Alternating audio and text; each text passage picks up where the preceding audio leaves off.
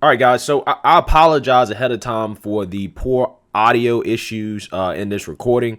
I didn't have time to re-record this, so I apologize ahead of time. Hopefully, it's bearable for you guys to get through. I just want to apologize real quick for the audio issues before we get into this video. All right, guys. So,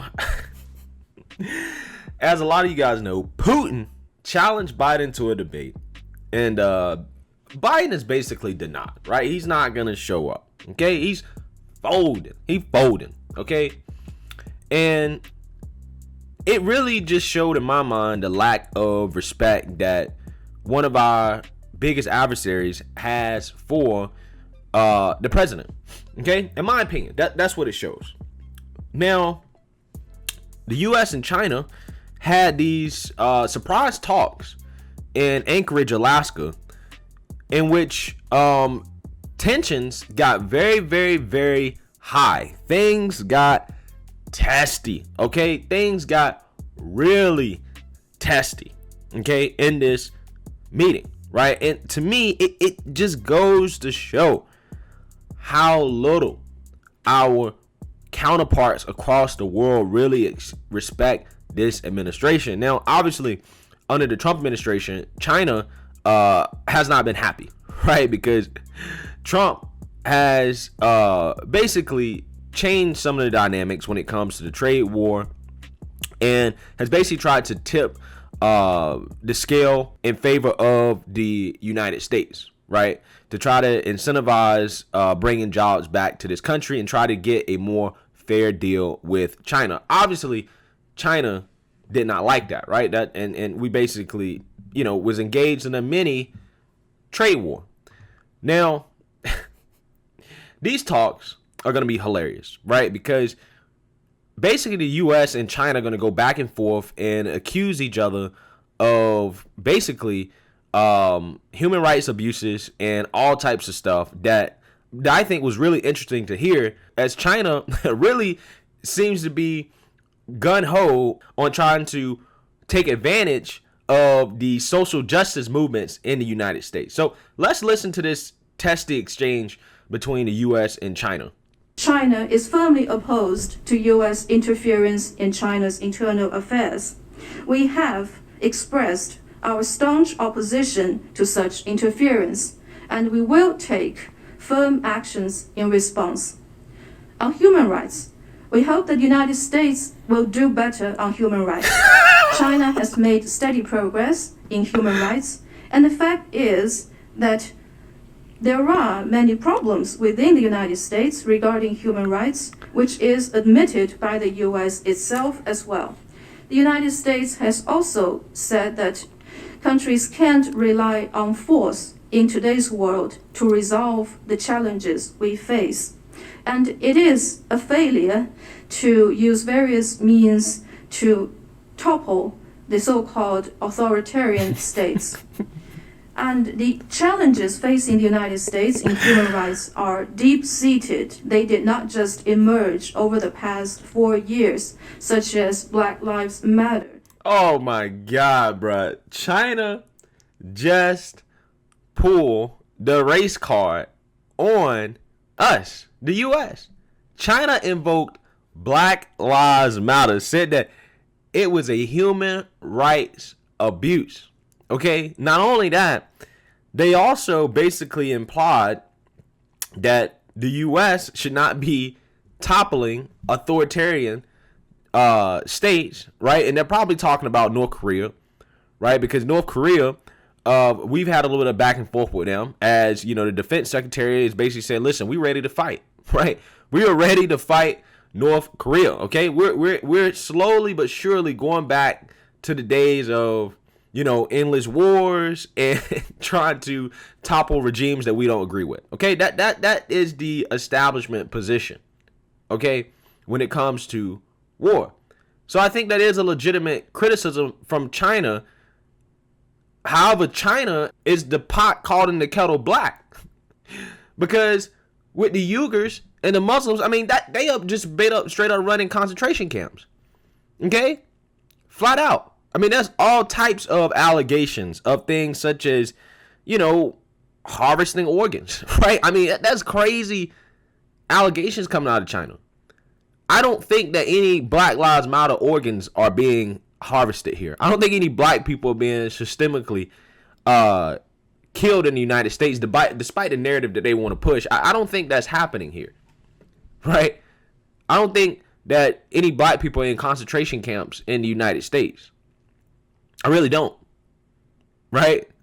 Also, you know, what China is doing with Hong Kong, right?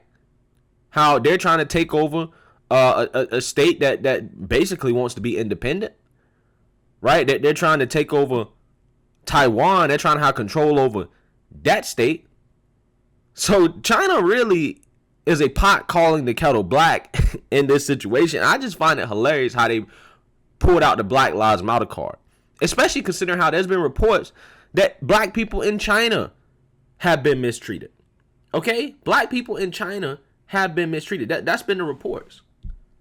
So I just find it hilarious how China is doing this. But I actually think I do know why to a certain extent. I think that China understands that the data shows that most of the violence, right, the violent crimes done to Asians here in America are from black people, which probably means that they're, you know, trying to be friendly to Black Lives Matter in order to maybe protect their diaspora. Who knows? I mean, that's just speculation. I don't know. But it would make sense to me that they would probably want to encourage some type of, you know, black and Asian alliance, right? Or solidarity, right? What they like to call it, in order to maybe protect their diaspora here more, right? Which a lot of foreign countries, you know, do, right? They do want to protect their citizens that go abroad, right? Just the same way the United States tries to do.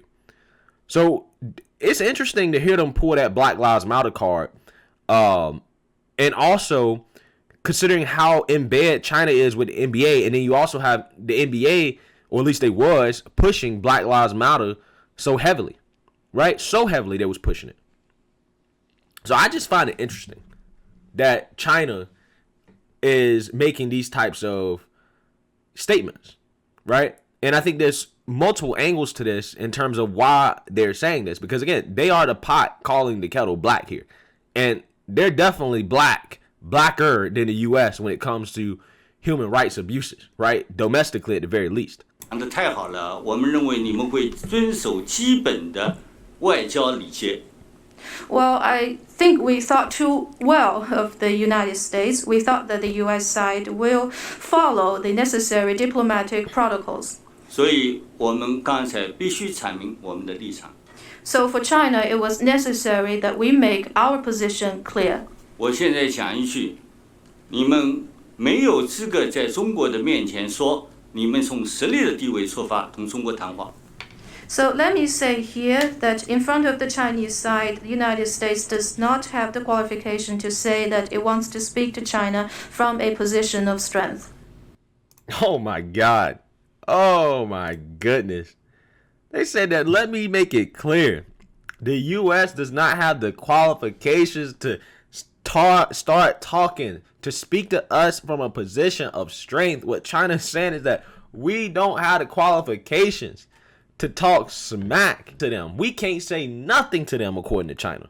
Okay? But I would also make that argument that China can't say nothing to us. They can't say nothing to us either. Okay? It like I said multiple times, it's the pot calling the kettle black. And I would definitely argue that China is blacker, okay, when it comes to these issues, right? So in a nutshell, guys, China has basically accused the U.S. of meddling in their affairs, right, their foreign affairs, which I wouldn't be surprised is true, right? Like I was telling you guys before, for as much as people love to fearmonger about, oh, Russia's interfering in U.S. elections, I guarantee you the U.S. is interfering in everybody else's elections too, right? That's just how foreign policy goes, right? If anybody's ever played that game Civ, Civilization, right, you get your spy, you send them to the other nation's capital so they can steal technology, right, and mess up the elections. I mean, this stuff is like basic stuff, right? This is what they do, right? This is what they do, right? So I think China is hoping. I think ultimately China is hoping that under the Biden administration that the relationship can return back to what it was under Obama, right? In which there were stronger diplomatic ties, and Obama's tough on Asia, tough on China talk really didn't mean much, right? It was kind of empty words. And I think that's what China is hoping for here. And I think a lot of you guys are probably thinking that, Biden is probably going to be soft on China, that he's going to end up being soft on China because of potential ties to the Chinese government, right? And it's one of those things where, we're going to have to wait and see. But these talks, right, in terms of what's being said here, I just find it funny and interesting. And it will be fascinating to see how the Biden administration responds going forward, right? Is China actually going to show some respect towards this administration? Is Biden actually going to pose a threat to China, right? Is Biden going to be tough on China? Or is Biden, again, going to go back to kind of what the policy was under Obama, right, before Trump? And a lot of this stuff, there's a lot more geopolitical chess pieces here. Like, for example, what's going on in the South China Sea and the military activity going on out there, right? The disputes regarding the territory out there. A lot of that stuff really is where all the action is happening. And, we really don't talk about it much, but I do believe that China is the U.S.'s biggest geopolitical enemy at this point. I think they're a way bigger threat than Russia.